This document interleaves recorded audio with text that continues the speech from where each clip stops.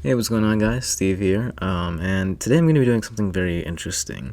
I'm going to be doing a director's commentary on the first episode of Steve's Bizarre Adventure. Now, if you guys don't know what a director's commentary is exactly, well, it's pretty self-explanatory. Essentially, the director of any given movie, show, series, or whatever sits down and analyzes over their work and just reflects on it. It's more of a reflection for not only me, in this case being the director, and also the audience, in order for you guys to know just how some of the decisions are made in order to make products and art, such as these types of things. So, obviously, I am the director for Steve's Bizarre Adventure. I essentially storyboarded the whole thing, created the story, and am now in the process of actually making my story come to life. But I felt like I needed to state what exactly that was before I proceeded with it. And Steve's Bizarre Adventure is a series that developed from a old story concept that I had when I was growing up as a child, and I feel like I should also say exactly what that premise was. It was kind of like a superhero story at first, but then it devolved into its own thing. And the original story still holds up where I have it. I have records of the story, and in a way, it's kind of weird to say. The Bizarre Adventure isn't even a direct telling of that story that I made all those years ago, and that I'm continuing to draft and edit. The Bizarre Adventure is actually more like an adaptation of that story, because obviously it's not going to be one-to-one, and, since it's live action, and with people that I've been recording it with people that I know, it's not essentially going to be a one-to-one, so I'd consider it more of an adaptation than anything.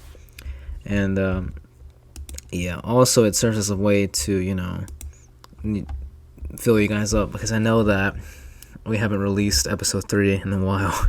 It's been literally months since episode 2, and I just want you guys to know that it's not a cheap excuse to keep you guys occupied in a way. No, I am going to be developing, I actually am developing episode 3. I'm almost done with it. You should be seeing it in a couple of weeks, I believe, maybe, if things go right, maybe, perhaps.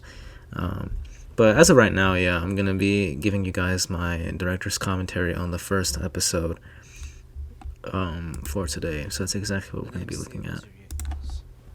And starting off with the thing that I feel like I had a whole lot of fun making is the intro monologues with each of the episodes whenever you start.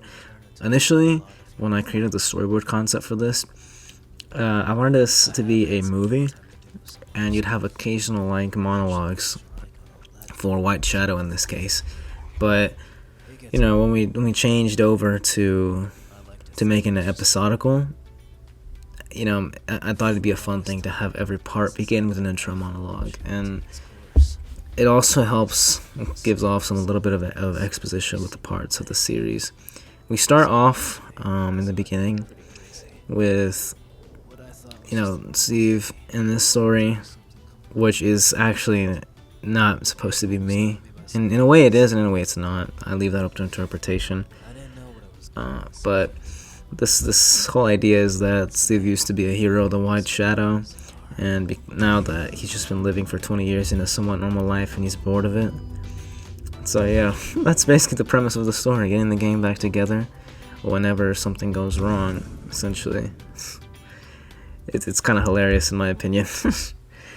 Kind of put that on purpose. But that's how we start off, and the scene that kicks it all together is the stealing of the weapon.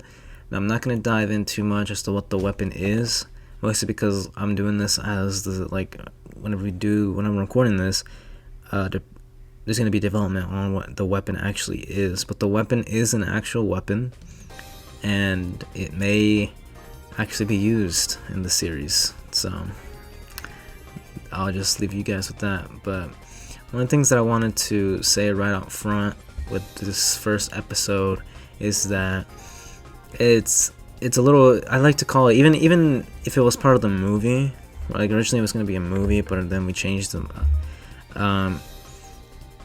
This first act episode now is meant to be not that action filled. It's meant to introduce you to the world, the characters, and everything. And I feel like as a whole, it does a good job. Especially now that we've made it episodical, it works better in my opinion. I'm going to be talking about that later because I want to get those thoughts out later. But for now, just know that in terms of what I envision this specific episode to be, I think it works pretty well. And yeah, when we're looking at White Shadow Suit Up, yes, it is just this concept of me running. It really was just an excuse to get me to run. I've always tried to record me running in a way. And another thing that I've always been wanting to do is to record amazing scenery around Carrollton specifically. So this series also gave me an excuse to do that. And one of the first things that you'll notice when we go through Avenue B is that Avenue B is actually a real place, that is not a fake name. Most of the locations here are actually not fake names. They're real names based off streets and all that. Avenue B is, of course, the avenue where I live. Sort of doxing myself a little bit, but it doesn't really matter because who would ever visit me? But yeah, this is one of the first instances where you'll notice that the camera work here done by Kai. This is also one of the reasons why if I could go back and do the first two parts again, I would, for two reasons that are going to be better in episode 30. But one of the things that we noticed earlier on is that when you're running with a camera in your hand, it's very difficult to keep up with the person running, especially when that person is me. You know, not to push, not to gloat or brag, because I don't mean to do any of that, but I consider myself to be a pretty fast runner, at least compared to Kai in this situation. So he obviously is going to have to be running behind me or next to me in some cases, and the camera's not always going to look very well when transmitting that. So that is why in part 2 it gets better, episode 2 it gets better, because he records on his bike. But in order to mitigate that problem, you also see some pan shots, and that's actually where, in my opinion, that idea, I was always going to have pan shots because I wanted to include those from the beginning, but pan shots also and they serve the purpose of being able to not only show dynamic scenery but also stabilize the camera a little bit. And not really much to say here because it's mostly a running section here. I can just talk about a bunch of different things. But yeah, in episode 2 I'm really glad now, and from the future now we're going to be using the bike, and that's what we've been using ever since. It's the bike. So yeah, if I could redo it, I would most definitely redo this whole section with a bike. Obviously there's an uphill, but I feel like that wouldn't really be that much of a problem because we've gone downhill. So I don't really think it'd be that much of a problem. But now the next stage, we transition over to Alabama Street Trail, Act 1. And one of the things that you'll notice first of all here is that this is, as of right now, the only area / location that has 2 acts. It originally was going to be 2 different stages / areas, but I went ahead and considered them 2 different acts of the same location, because not only are they genuinely the same location, but it would make it easier, because then I have to create a name for it and all that, and also because how it connects to the next scene that occurs here, and also because when you look at both of them combined, they're actually shorter when split.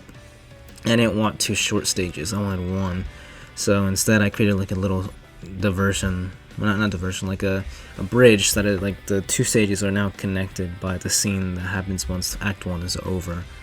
But yeah, a lot of the locations are going to use the greenbelt just naturally, because and I don't want to make that seem or come off like an excuse or anything. If anything, the greenbelt has helped us, because that way we can record a lot more pan shots than we could on, say, the road or the street.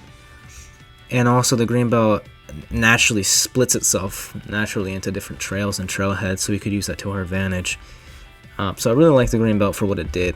And speaking of which, I have a little bit more time to talk about it. I'm going to here speak about the HUD elements that you see here, the time and the speed meter. Originally I wanted to find like an animated one, like a green screen type thing, and I did find it, but it wasn't one that I felt was ideal. So what you're going to be noticing for these two episodes specifically is that they're mostly static images apart from the clock, which actually does move. And that's good and all, but I would redo that if possible, because I actually want it to feel dynamic, to make it feel like there's actually something going on other than me running. I want it to be a cool visual as well, because it's supposed to be like a third-person view. Like, the inspiration for these as a whole are the boost stages from the Sonic games. And that's where this whole concept even comes from. So, I wanted it to make, like, logical sense. Because in the games, you're obviously playing as Sonic, you're controlling him. But here, the whole aesthetic of it, trying to imitate, like, what games, the cliche gaming things, and game logic, you know, I wanted to make it so that the HUD at least looks interesting. And that is something that I would redo if I could. But here we're going to start the latest, or the next scene here. And gotta give props to Kai here. Kai, when I first told him about this whole thing, I was like, yo, I'm trying to create this series, and I want you to help by being a character in it. Little did I know that he would go on to play like most of the characters. Gotta give props to Kai. The man has a very diverse portfolio of a bunch of different characters. And here you can see we start the fight. One of the things that you might have noticed though is that when you actually go and watch it, sound mixing was a problem that I used to have back then. I know it's like only a year difference, but yeah, I'd like to consider myself to still be a newbie when it comes to sound mixing and video editing. I've always had a problem with it. Going forward, I will, like episodes 1 and 2 past those, I have done a better job of just overall everything. Better my production quality, better everything, but as you can see, like by the time the fight was over, the health bar wasn't even fully down to 0. So again, I just, like, you have like problems like Kai's voice being naturally high pitched, overpowering my voice, which is just naturally deeper. Just other little details, you know. I know it's not supposed to be like this amazing movie type budget, because it's not, but for what it's worth, I want it to be as professional as possible. I feel like you guys know me, so I like it. Maybe you guys, it doesn't really mean that much, but to me it does.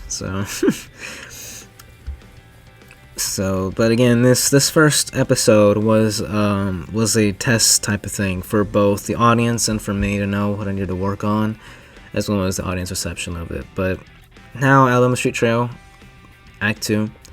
One of the things that I will say is that most of the music that you see here, we obviously, not being a major film studio or anything like that, we have to use, everything is like, our budget is $0, like literally.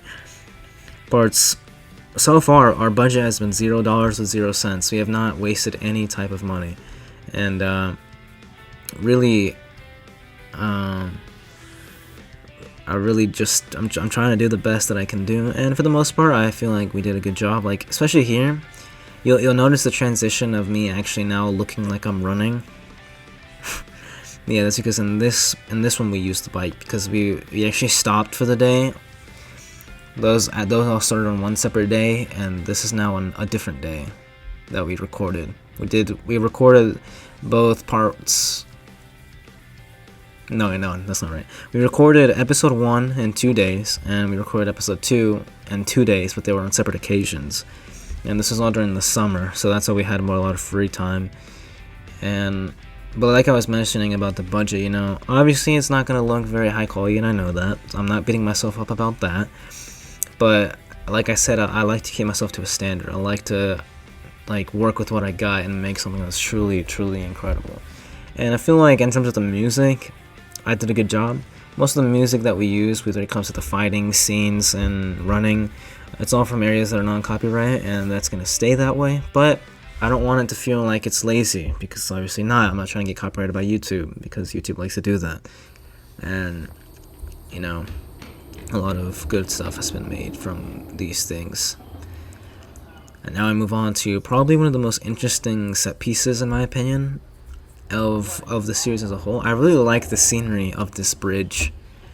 I really do. When I like was creating this how these stories occur, and actually how they progress, I wanted it to be in a way that it feels like an actual video game, like video game logic. That's the thing that happens a lot. But Like I said, this set piece in particular feels really interesting, and I like to connect my set pieces to the music that they're in, both figuratively and literally. Like, for example, here we are fighting under a bridge, and the song that plays during this fight is Unfinished Business from Skullgirls, and the stage is Under the Bridge. That's what the stage is called, and that fits. And I like that. I like when things like that fit together. And also because Unfinished Business is just an amazing song. Even though I know a lot of the boys are going to question a lot of my integrity with my taste in music. Contrary to popular belief, it is not all just Sonic music. It is not all just Sonic music and Skullgirls music. But for the series, it fits. Especially for the other stages, such as Alabama Street Trail, both acts, I really like to use music that fits the scenery. And because of that, a lot of things have to be cut. Like, for example, in this episode alone, the one, actually, like, very ironically, the music choice that was the most difficult to make was actually the very first, Avenue B. Because at first, it went through 3 different music choices. At first, it was going to be Windy Hill from Sonic Lost World.